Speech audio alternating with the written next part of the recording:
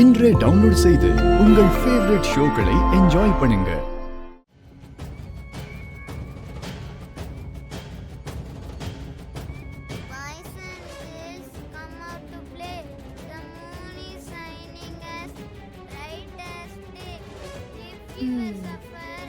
ஆதித்யா, என்னடா இது அதிசயமா இருக்கு?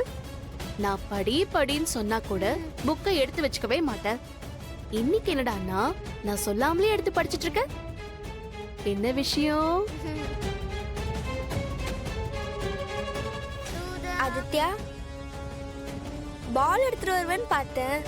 ஆனா நீ வரவே இல்ல. இங்க வந்து உட்காந்து படிச்சிட்டு இருக்க. இல்லக்கா, நாளைக்கு கிளாஸ்ல எனக்கு டெஸ்ட் இருக்கு. அந்த டக்குன்னு ஞாபகம் வந்துச்சா, அதனால தான் நேரா இங்க வந்துட்டேன். மார்க் கம்மியானா மேம் என்ன திட்டுவாங்க. பாத்தியா பாரதி, என் பேரனுக்கு படிப்பு மேல எவ்வளவு அக்கறை வந்திருக்குன்னு.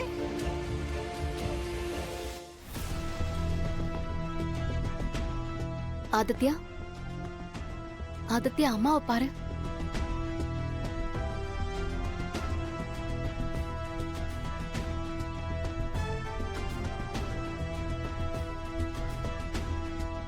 டேய், அம்மாவை பாருடா.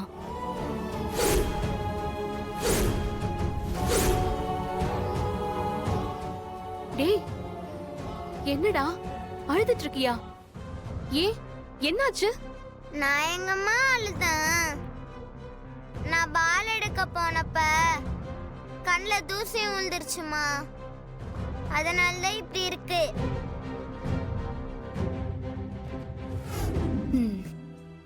சரி, படி.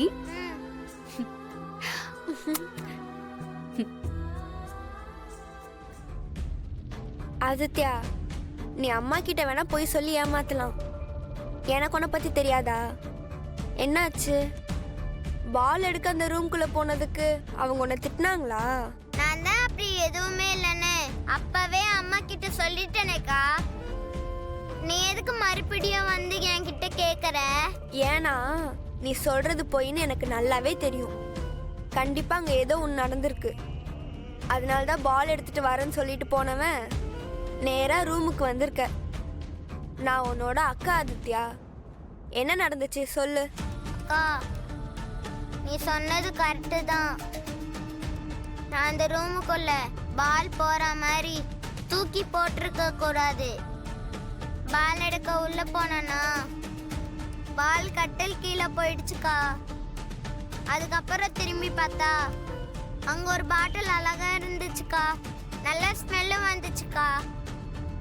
எடுத்து பார்த்துட்டு இருந்தேன், யாரோ வர மாதிரி இருந்துச்சு. அப்ப அந்த பாட்டிலு கை தவறி கீழே விழுந்து உடஞ்சிருச்சுக்கா. ஐயோ, அப்புறம் என்னாச்சு? அந்த லண்டன்ல இருந்து வந்திருக்காங்களே, அவங்க தான் எதுக்காக இப்படி பண்ணன்னு சொல்லி நல்லா திட்டி காது பிடிச்சி திருவிட்டாங்க. எனக்கு ரொம்ப வலிச்சிச்சுக்கா. ஐயோ, என்ன ஆதித்யா சொல்ற? இவ்ளோ நடந்திருக்கு, நீ ஏன் அம்மா கிட்ட சொல்லல? அம்மா கிட்ட சொன்னா அந்த ரூம்குள்ள போய் பாட்டில் எடுத்து உடைச்சதுக்கு ஃபர்ஸ்ட் என்னதான் திட்டுவாங்க. ஆனாலும் அம்மா கிட்ட சொல்லணும் தான் நினைச்சேன். நீ இப்போ சொல்லாட்டியும் நான் இந்த விஷயத்த அம்மா கிட்ட சொல்ல தான் போறேன். ஐயோ அக்கா, வேணாக்கா. இந்த விஷயத்த அம்மா கிட்ட சொன்னா அம்மாக்கு தான் பிரச்சனை. டேய், இதனால அம்மாக்கு என்ன பிரச்சனை வரும்? வரும்க்கா. அவங்க என்ன சொன்னாங்கன்னு தெரியுமா? நீ தாராளமா உங்க அம்மா கிட்டயும் ஆதி கிட்டயும் போய் சொல்லிக்கோ. ஆனா நீ சொன்ன அடுத்த நிமிஷமே நான் உங்க அம்மாவை தூக்கிட்டு போய் கைய கால கட்டி நடுக்கடல்ல தூக்கி போட்டுட்டு வந்துருவேன்.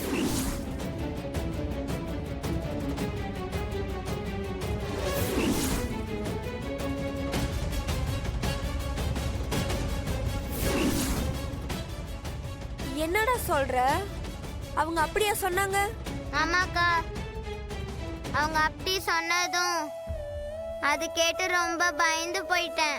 அம்மா கிட்ட இந்த விஷயத்த கண்டிப்பா சொல்லக்கூடாதுன்னா ரூமுக்கு வந்து உக்காந்தாங்கா. அம்மா கிட்ட நீயும் சொல்லிடாதக்கா, ப்ளீஸ்க்கா.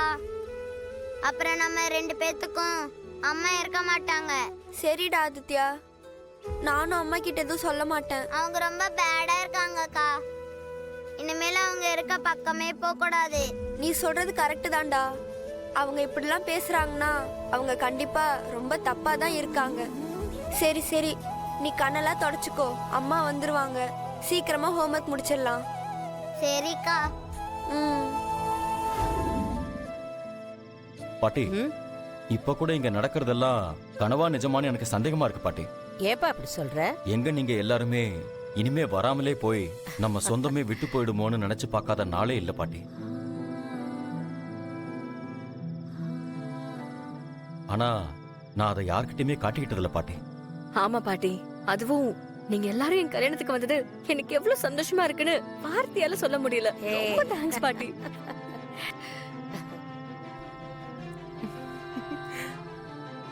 மித்ரா, சொந்த பந்தம்னா அப்படியும் இப்படியும் தான் இருக்கும். பிரச்சனை வரும் போகும். சில நேரம் அடிச்சுக்க கூட செய்வாங்க. ஹ, அதுக்காக எல்லாம் முடிஞ்சு போயிடுச்சுன்னு ஆயிடுமா? உண்மைதான் பாட்டி. எது எப்படி இருந்தாலுமே மித்ராவோட கல்யாணம் நல்லபடியா நடக்கணும்.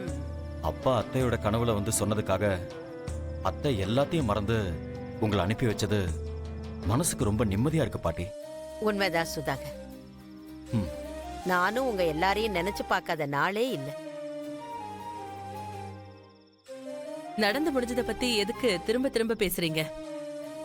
எது எப்படியோ ரத்த சொந்தம் விட்டு போகாதுல்ல. நானும் இத்தனை வருஷத்துல இவர் இவ்வளவு சந்தோஷமா இருந்து பார்த்ததே இல்ல.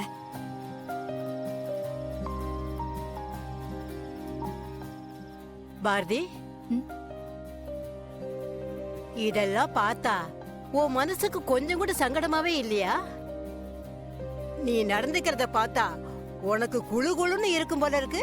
பாட்டி, ஏன் இப்படிலாம் பேசுறீங்க? அவங்க குடும்பமா ஒன்னா சந்தோஷமா இருக்காங்க.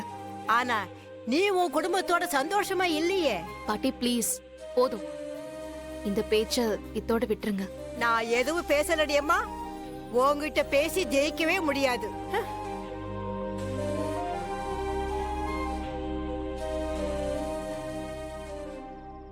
மித்ராவுக்கும் ஆதிக்கும் நல்லபடியா கல்யாணத்தை நடத்தி வைக்கதா உன் அத்தை லண்டன்ல இருந்து வரப்போற. மித்ராவோட கல்யாணத்தை நடத்தி முடிச்சிட்டு தான் நாங்க எல்லாரும் திரும்ப லண்டனுக்கு போவோம். பாட்டி, அத்தையும் மாமாவும் அப்படியே நந்தினியோட ஹஸ்பண்டையும் கூட்டிட்டு வந்தா இன்னும் எங்களுக்கு ரொம்ப சந்தோஷமா இருக்கும் பாட்டி. பா, இத பத்தி உன் அத்தை கிட்ட நான் ஏற்கனவே பேசிட்டேன்ப்பா. ம். உன் அத்தை கண்டிப்பா அவங்களையும் கூட்டிட்டு வரத்தான் போறா. ஆதிமித்ராவோட கல்யாணத்தை ஜாம் ஜாம்னு எல்லாரும் சேர்ந்து ஒரு திருவிழா மாதிரி நடத்துறோம். ஆதி, நானும் வந்ததுல இருந்து உங்களை கவனிச்சுக்கிட்டு தான் இருக்கேன். நீங்க எதுலயுமே இன்ட்ரெஸ்ட் இல்லாம ஒரு மாதிரி டல்லாவே இருக்கீங்களே.